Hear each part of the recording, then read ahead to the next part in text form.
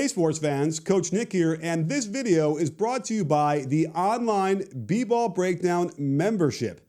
Click the first link in the description below to learn more and join. Good. The Warriors came into Toronto as back-to-back NBA champions, with all the confidence in the world, despite not having Kevin Durant on the floor. Not knowing what to expect, the Raptors came out nervous, missing shots and turning it over. Having held Lowry and Kawhi Leonard to 7 for 21 shooting combined, it was no surprise that Golden State took Game 1 on the road. Take two.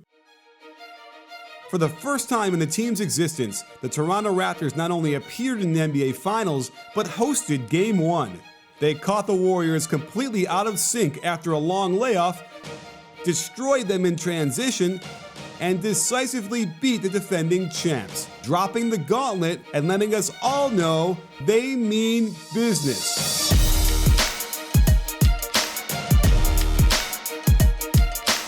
Pascal Siakam had the game of his career, shooting a ridiculous 14 out of 17 from the field, and I'm willing to go on the record and guarantee he won't do anything close to this the rest of the series. And it didn't start out well for him either, as he tried to isolate on Draymond, who did get away with some body contact, but did a good job to force the shot a few feet farther out than Siakam wanted. When Siakam tried to do it again by going right at Green, Draymond easily gets set and takes this clear-cut charge. And at this point I was thinking, this isn't going to be a good series for Siakam at all. Midway through the second quarter, they run Kawhi off a pin down from a huge Marc Gasol. This gets Leonard to step and into the lane. Draymond has to step up. Good decision by Kawhi to bounce it to the open Siakam, who just drops it out of bounds. But by the end of the first half, things started loosening up for him and the Raptors. The Warriors had contained this possession beautifully, but Draymond is always looking to add pressure to the ball when he can, and this gave an advantage to the Raptors on one condition. Lowry has to make a one-touch pass to get it to Siakam before Green can rotate completely, and the nifty jump hook extends their lead. If you want to see what perfect rotations look like, normally you could just pick a random defensive possession from the Warriors. On the switch of the pick and roll, Draymond bumps down to help Klay on Gasol. Curry must close out on the first pass. Looney moves in the direction of the ball to pick up the second pass. Klay is early getting out to Lowry and takes away the three. But on the penetration, this should be Steph rotating down towards Gasol to knock a pass away, and Looney splitting the difference between VanVleet and Siakam. Instead, Looney bumps down, and now it's on Steph to close out in the first pass. He doesn't move. They let Siakam lick his thumb and check the wind before knocking down this three ball. If you wanted to choose a moment in this game where the Raptors began believing in themselves, it has to be this possession. With the clock winding down, they try another ISO with Siakam going at Draymond. This time, he absorbs the contact near the lane line and just uses his length to stretch out and over Green for the lefty half hook off the glass. To prove it wasn't a fluke, early in the second half, he goes right back at him again, and from this angle, Siakam makes Draymond look like he's 6'4". Check the Elijah footwork here. He lifts both feet in the air and twists to his left, simulating a turn over his left shoulder for a righty hook, but he simply steps around with his left foot for the easy left-handed layup. You simply don't do this on Draymond Green. The Warriors put together a lot of possessions of great defense up until the last couple seconds of the shot clock, and Siakam again answers the call with a 17-footer in Draymond's face that got all sorts of friendly rolls from the home court rim. And while this looks like a layup in transition on paper, I want you to realize how difficult this finish was, as Siakam executes a left-right Euro step that has him fading to the baseline, and he pushes the shot with his right hand off the right foot jump. Totally awkward, but with great touch and precision to drop it in right off the glass. That brings us to the turnovers. Oh, the turnovers. And there's no question this is where you can point to the long layover and boredom that must have set in as the Warriors waited so long to get this series started, since there's no excuse for some of these doozies. There was lots of concern about Marc Gasol's ability to stay on the floor against the Warriors' vaunted offense, and yet he was directly involved in 5 of the Warriors' 16 turnovers.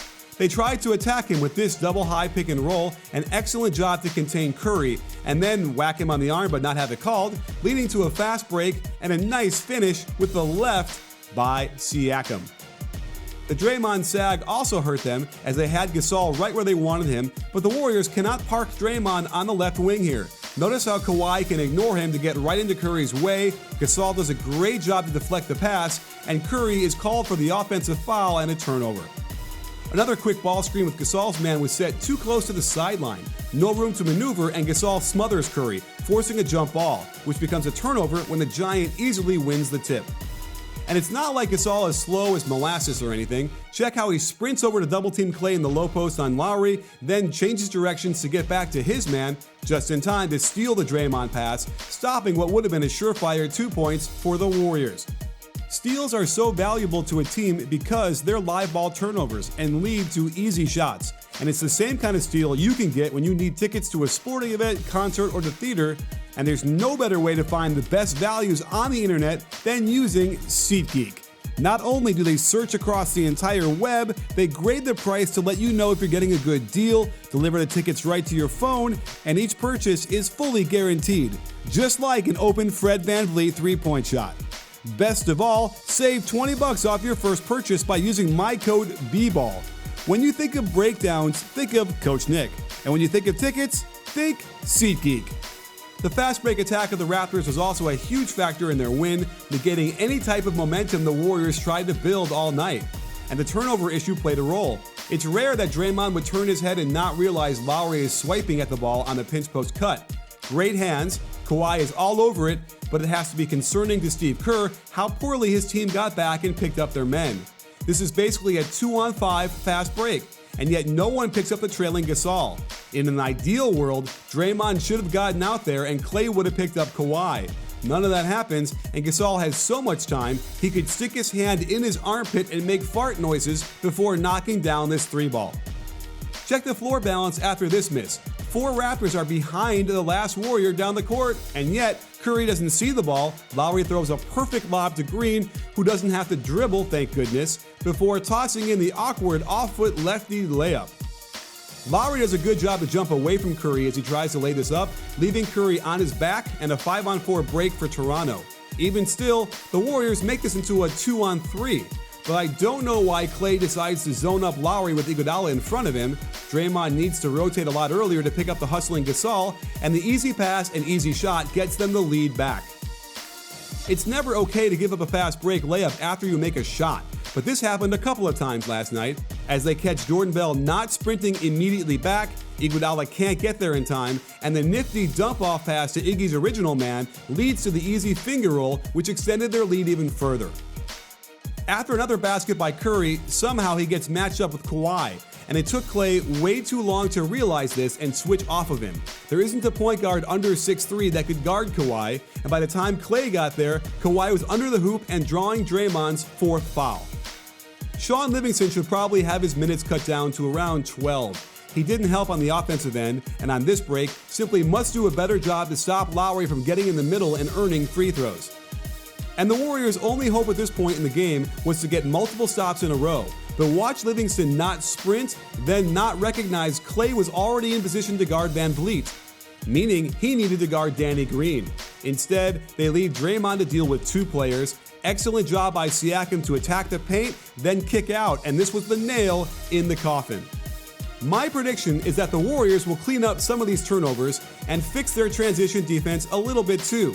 Even if Siakam goes back to his normal production, it still makes all this a series that's pretty much even. I bet they split the first 4 games and come back to Toronto to decide this series in Game 5. Sports fans, Coach Nick again, and thanks for watching. If you enjoyed this video, then I've got a new online basketball membership where I share with you the best of what NBA teams are doing to help you be more successful on the court. Click the first link in the description or the pinned comment below to learn more. And don't forget to like and subscribe and let me know how you feel about today's video. Check your settings to make sure you get notified each time we drop a new one. After all, at BBallBreakdown, we're not a channel, we're a conversation. You in?